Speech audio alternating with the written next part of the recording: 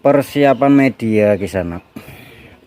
Media ini sulit ya untuk dicari. Kalau yang ini di sini sebelumnya ya, dari dulu tuh saya katakan ada bermacam-macam tipe media.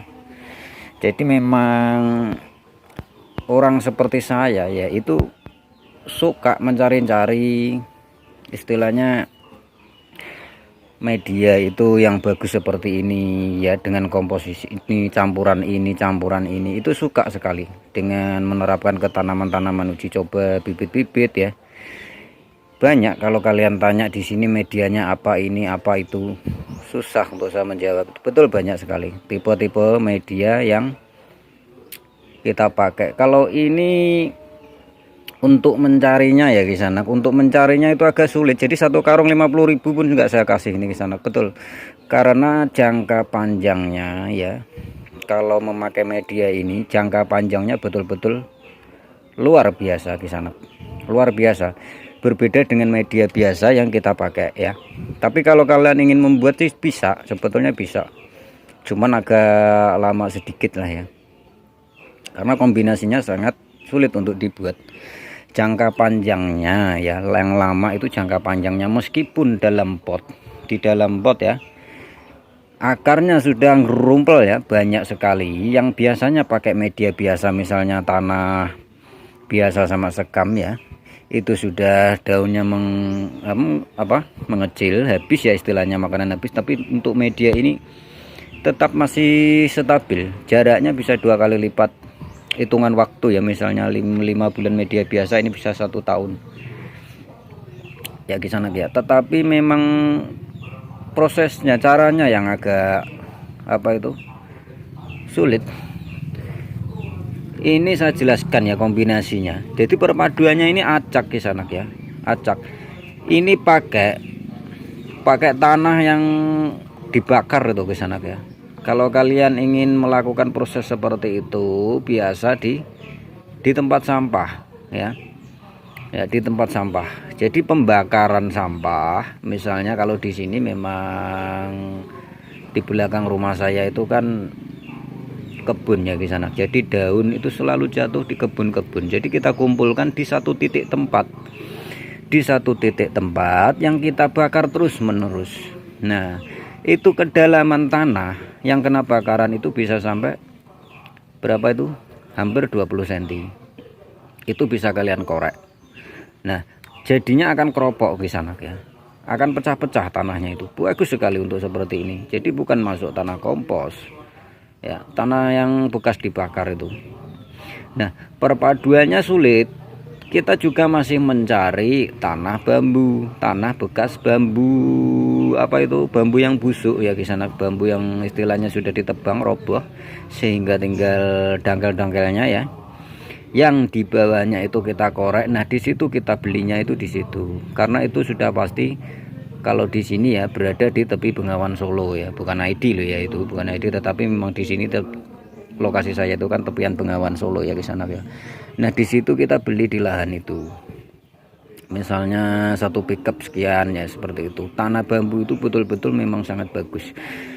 Ya di sana. Jadi kombinasinya itu saya kasih tahu untuk ini ya. Ini pembuatannya. Misalnya takarannya pot ini ya di sana ya. Ini pot ukuran 30 misalnya. Jadi tanah bakaran yang tadi itu satu. Ya, satu seperti ini. Kemudian tanah bambunya juga satu seperti ini. Nah, kemudian sekam bakarnya juga satu pot seperti ini. Nah, ya kan. Setelah itu koi kambing fermentasi satu pot seperti ini. Jadi istilahnya perbandingannya satu-satu semuanya. Ya, antara tanah yang bekas bakaran tadi, kemudian tanah bambu, sekam bakar sama koi kambing. Jadi semuanya satu. Koi kambing yang fermentasi ke sana ya. Jadi jangan pakai yang mentah. Itu kalian aduk jadi satu, itu akan terwujud seperti ini, berbentuk seperti ini. Kebiur sekali. Nah, ini yang paling bagus sekali ya buat media bougainville ya di sana ya. Buat media bougainville itu dengan jangka waktu yang agak panjang, betul agak panjang. ini sudah saya terapkan dulu ya, sejak tahun 2019 2018an ya, tetapi memang kalau untuk membuat seperti ini harus butuh waktu luang ya, prosesnya yang agak lama itu masih banyak seperti ini. Ini kita ambil beberapa bagian yang kita teduhkan di sini yang akan kita pakai ya, yang akan kita pakai untuk mengganti ini barang-barang seperti ini. Jadi dalam proses tanaman seperti ini kalian harus bisa memahami kondisi daun kisanak terutama ya, apakah dia minta ganti media atau tidak. Jadi semua terserah kita ya. Kalau mau kita naikkan pot memang harus dikorek bagian media tepi seperti ini. Nanti seperti ini kita akan pindah ke pot yang lebih besar lagi di atasnya, yaitu pot ukuran 30 ini kisanak ya.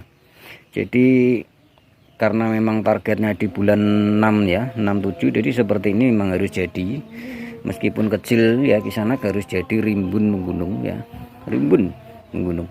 Jadi proses-prosesnya tentu sudah kalian pahami ya. Untuk barang-barang seperti ini selalu kita lakukan pemangkasan pucuk dan pruning. Nah sementara ini saya perlihatkan pemangkasan pucuk dan pruning yang tepat itu, meskipun daun meskipun masih cabang muda hijau ya.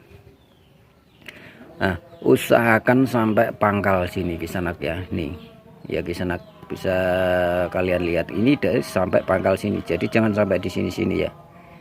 Nah ini kan istilahnya cabang, anak cabang utama ya.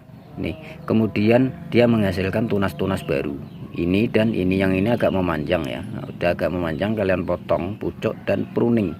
Nah ya kan, kalian bisa menyisakan 1 2 3 4 ya, minimal 4 mata tunas seperti ini. Ini namanya mata tunas kisanak, 1 2 3 4. Jadi misalnya ya, kalian itu motongnya jangan, ini kan ada 1 ya, 1 2 3 4, kalian motongnya jangan di sini kisanak ya, jangan di sini, otomatis akan terjadi pengeringan. Nih misalnya terlalu di bawah mata tunas seperti ini, di sini motongnya ini enggak ada fungsinya kisanak ya, ini sudah pasti akan mengering.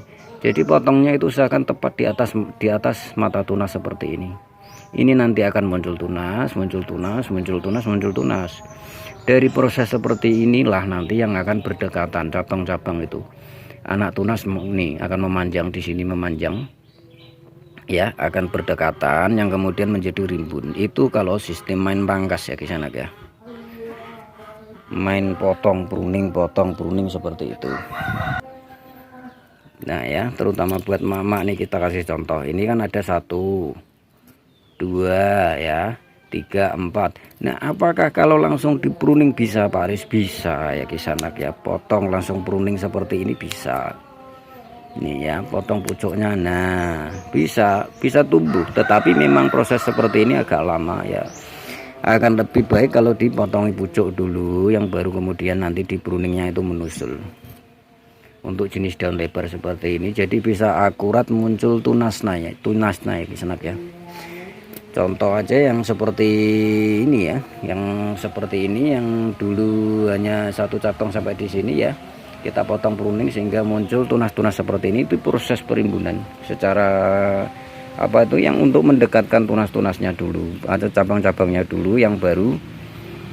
Nah nanti kalau sudah agak rimbun dibungakan. Jadi seperti ini prosesnya, meskipun kecil-kecil itu jangan sampai ya tanaman seperti ini dibiarkan menjulur kisanak ya, nggak ada indah-indahnya ya. Saya selalu bilang ya, di sini tuh selalu memberi pengarahan supaya tanamannya itu tidak menjulur ya. Itu tadi ya medianya ya kisanak ya. Kalau mau membuat dengan proses-proses yang saya sampaikan itu betul-betul maksimal. Jadi media yang ini betul-betul bisa difungsikan untuk tanaman itu kebal dari menguning ya, rontok daun itu kebal sekali. Karena namanya nutrisi itu betul-betul luar biasa, meskipun tanpa kimia untuk yang ini ya kisanak. Tetapi ini hanya dilakukan hanya bisa dipakai untuk yang tanaman yang sudah berakar, jangan digunakan untuk yang stek ya kan, paham kan? Kalau untuk yang stek sudah pasti kebakar.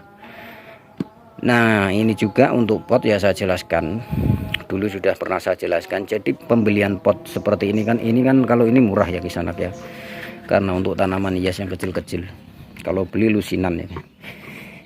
Ini pot dulu ya, kalau kalian beli misalnya dari toko itu lubangnya yang dipakai pot ini adalah lubang tanaman umum kisanak ya, lubang tanaman umum. Jadi usahakan untuk pot seperti ini ya, saat kalian beli itu lubangi lagi agak besar atau ditambah kisanak ya, atau ditambah. Jadi dilubangin lagi agak besar atau ditambah.